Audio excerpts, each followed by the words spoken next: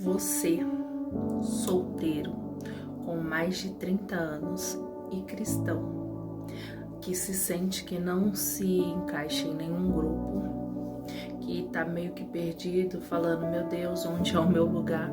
Esse vídeo é para você. Eu quero te convidar a refletir e a conversar, até nos comentários mesmo, se você quiser compartilhar para pessoas que você conhece, que ainda não se casou, que tem mais de 30 anos e que está na igreja, pode encaminhar à vontade. Vamos fortalecer essas pessoas que muitas das vezes estão se sentindo abatidas, desmotivadas, que não tem um lugar no mundo para elas. Mas tem sim, a igreja é o nosso lugar. Prazer, meu nome é Jaqueline, tenho 37 anos, sou cristã desde que eu me entendo por gente e sou solteira, nunca me casei. E falar sobre isso na igreja é meio que gerar um tabu, né? Porque geralmente as pessoas costumam, era uma coisa muito normal, todas as jovens e jovens casarem-se com 20 anos, com seus 20 aninhos. Então essas pessoas não entendem o que é o tempo de espera, o que é a vida do solteiro depois dos 30. Então falar com essas pessoas é meio, mas eu também esperei. Mas quem é você na nossa fila de espera, né? Com pessoas com mais de 30, 40 anos, não sei, há tanto tempo esperando. E talvez você tenha ouvido das pessoas que você está exigindo demais, está escolhendo demais, quem muito escolhe uma hora é escolhido. E, gente, vamos já parar com esses tabu, com essas frases horríveis, né? Que é para o solteiro estar ouvindo isso. Porque não é porque você é solteiro, você vai se agarrar com o primeiro que você que tá passando na sua frente, porque você está carente, porque você já passou da idade. Porque o casamento é algo sério. E nós, como cristão, entendemos que o casamento ele é para ser duradouro ou até que a morte o separe. Eu sei que tem umas banalidades aí, que todo mundo resolveu se separar e tudo bem, mas eu acredito que não houve uma preparação para isso. Então, às vezes por conta da carência, a inexperiência, a falta de maturidade, a pessoa entra em qualquer relacionamento. E não, a gente não pode entrar em qualquer relacionamento, a gente precisa ter um padrão, ter um valor.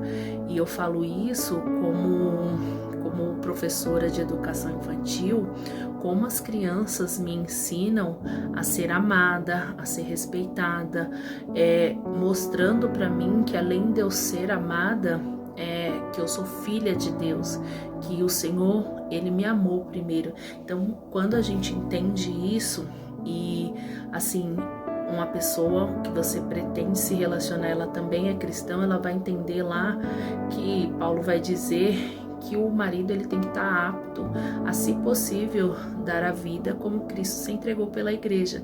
Então isso aí é uma coisa bem séria. Então antes de você entrar em um relacionamento só por entrar, verifique se essa pessoa ela está disposta a dar a vida por você. E eu não vou falar sobre essas questões porque o objetivo aqui não é falar sobre isso, mas falar sobre os nossos medos, os nossos anseios, os nossos dilemas, que o solteiro ele tem muito esse dilema. Qual é o meu problema? Já passei da idade? Será que eu estou escolhendo demais? Será que eu nunca vou conseguir me relacionar? E não tem a ver com isso. Essas questões a gente lida também com uma carência, que às vezes a carência vem forte. E aí a gente acha que a gente tem que acessar os aplicativos de relacionamento e sanar aquele desejo naquele momento. E isso tem uma consequência. E o peso do pecado, ele é muito maior de lidar do que a carência daquele momento. Então a gente precisa analisar também todas essas questões. Outro ponto importante é a questão que a gente lida, principalmente as mulheres, da idade, o nosso vigor, a nossa juventude, a nossa beleza, e principalmente no período da TPM, que isso fica mais forte, que a gente começa a ver que a gente está envelhecendo, o nosso corpo está envelhecendo. A questão, se você tem um grande sonho de gerar, de ser mãe, isso já começa a pesar para você, mulher solteira que passou dos 30.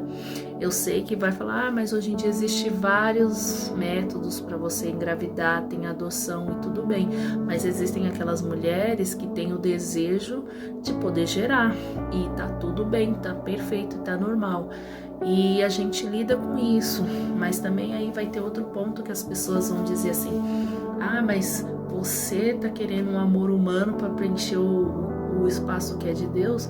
Não vamos ser ignorantes a esse ponto, porque o Senhor deixa bem claro na sua palavra que por mais que o amor dele seja suficiente, como nós somos humanos, e o Senhor deixou na palavra, e ele disse que não é bom que o homem esteja só. Então chega um momento na nossa vida que eu entendo, eu sinto que eu sou amada, que o Senhor me ama perfeitamente, isso é incrível, isso é maravilhoso, mas o meu lado humano está dizendo que eu preciso de uma pessoa para compartilhar minha vida, compartilhar minha história, dividir meus medos, né? Ser o lugar de refúgio de outra pessoa. Então a gente fica com esses questionamentos também, e a gente entende, só que na igreja começa-se essa pressão.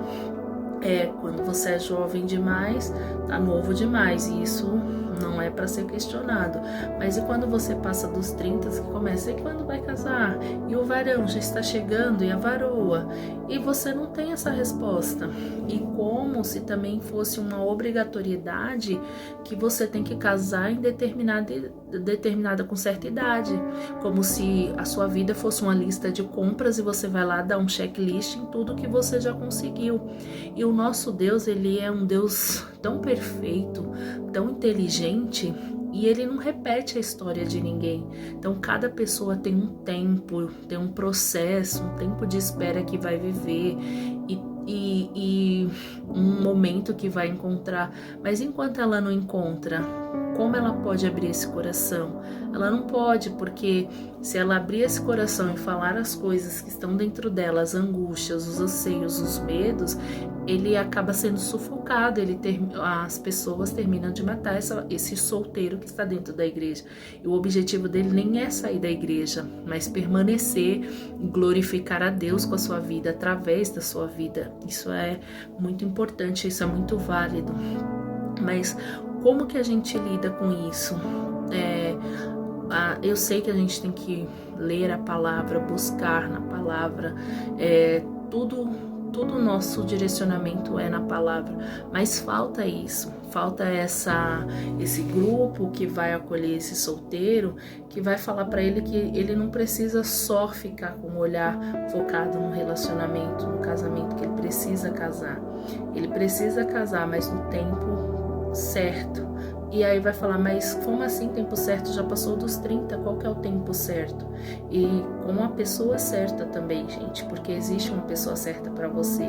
Não aceite menos daquilo que você merece. Você é filha, o Senhor Jesus já se entregou por você, então você é merecedor do amor de uma pessoa que esteja à altura e que entenda isso, entenda o sacrifício que Jesus fez. Essa pessoa também precisa estar disposta a fazer, e você também, vice-versa. Não é só o homem, mas a mulher também precisa estar disposta a isso.